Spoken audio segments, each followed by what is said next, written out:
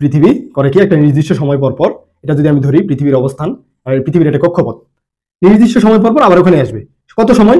আমরা দেখি পৃথিবী সূর্যের চারিদিকে কত দিনে ঘোরে? 365 দিনে ঘোরে, তাই না? তাহলে 365 দিন পর পর আবার এখানে আসে।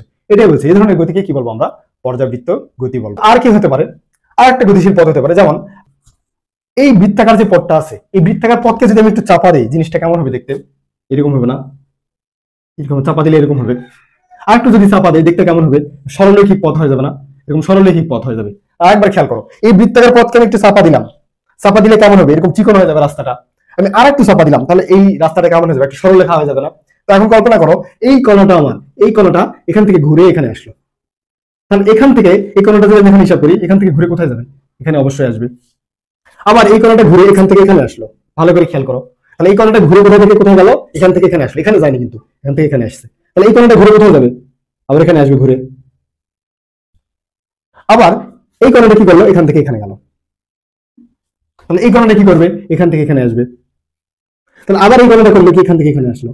ভালো কথা। তাহলে এই কণাটা কি করবে? এখান থেকে এখানে আসবে। তাহলে দেখো একটা পূর্ণ বৃত্তাকার পথে আবার এখানে আসলো না ফিরে, এখানে আসলো না ফিরে। আমরা ধরে নিলাম এটা 10 সেকেন্ডে আসলো।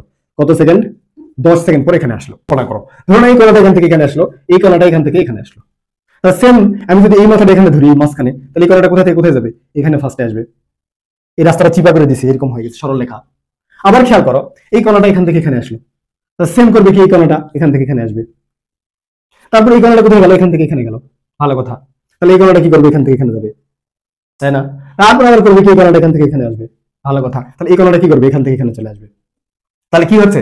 একটা পূর্ণ বৃত্তাকার পথে ঘুরে আবার ওখানে আসতেছে। সেটা কত সেকেন্ড পর পর? 10 সেকেন্ড পর পর। তাহলে এই কণাটা ঘুরে কি করতেছে? ফার্স্ট এখানে যাচ্ছে, আবার এখানে আসতেছে, আবার এখানে যাচ্ছে, আবার এখানে আসছে। একটা নির্দিষ্ট সময় পর পর এই বিন্দু অতিক্রম করতেছে না? তাহলে এই ধরনের গতিকেও বলা যাবে পর্যাবৃত্ত গতি।